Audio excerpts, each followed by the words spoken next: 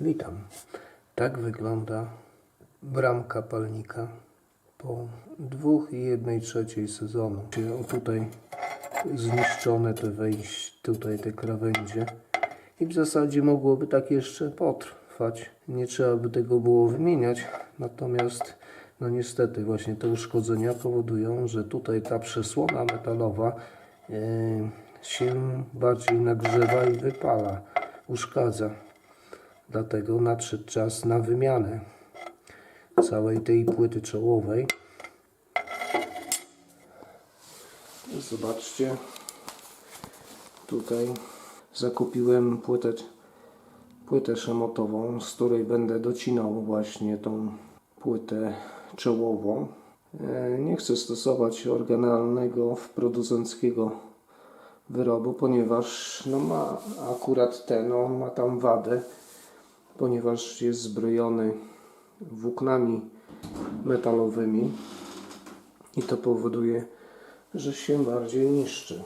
Tak wygląda bramka po zdjęciu przesłony. Płyta, jak widzimy tutaj, jest popękana, nie tylko tutaj, więc gdybym ją teraz próbował wyjąć, to by się pokruszyła, dlatego przed jakby demontażem tej płyty będę musiał zmierzyć wymiary, żeby móc odpowiednio dociąć zakupioną płytę. Jak to się będzie, zobaczcie.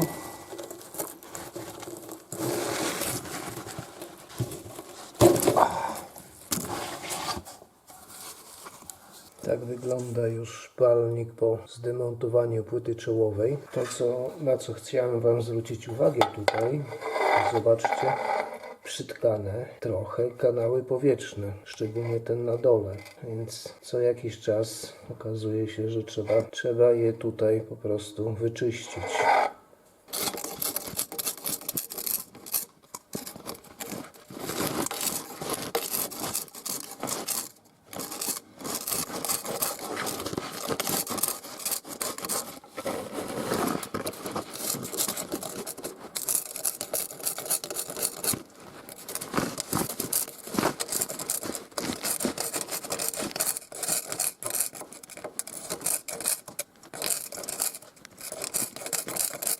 Na co trzeba zwrócić uwagę, to wyczyszczenie tutaj tego na tym pręcie.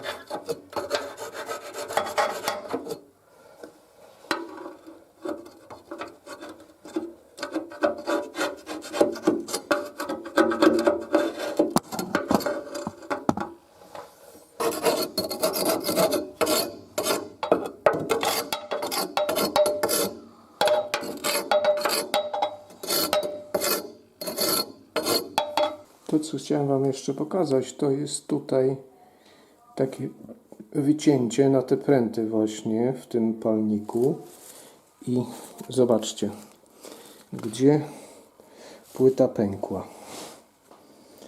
Właśnie w tym miejscu. Dlatego, że po prostu to wycięcie, ono było tu źle wykonane.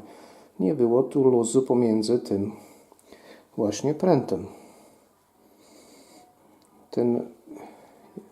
Ten frez powinien być kształtu półokrągłego, a nie takiego właśnie prostokątnego, gdzie część tego szamotu po prostu stykała się z tamtym prętem. I występowały naprężenia i pęknięcia. Oto płyta i zaznaczone miejsca cięcia.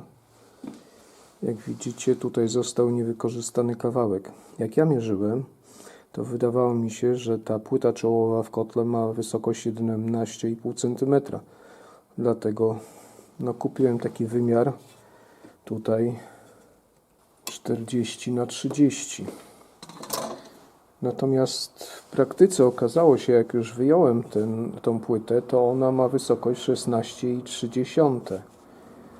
Czyli najlepszy to by wymiar byłby takiej płyty 50×30. Mielibyśmy z tego kawałka 3 płyty czołowe. I tak właśnie wygląda płyta czołowa palnika zrobiona Zrobiona już bez regulacji wielkości otworu, przystosowana do spalania drewna, czyli przy mniejszym otworze. No, pozostało jeszcze tutaj uszczelnić te przestrzenie. Ja przed uszczelnieniem użyję ze 3 klinów, tak żeby ustalić położenie tej płyty. No tak właśnie wygląda zamontowana płyta czołowa. Jak widzicie, tu 2 kawałki drewna po to, żeby ustalić położenie płyty. No a tak wygląda już zamontowana płyta czołowa. Przed rozpaleniem, jak widzimy tutaj, ta przysłonę uciąłem i służy ona w zasadzie do zabezpieczenia przed wypadnięciem tej płyty czołowej.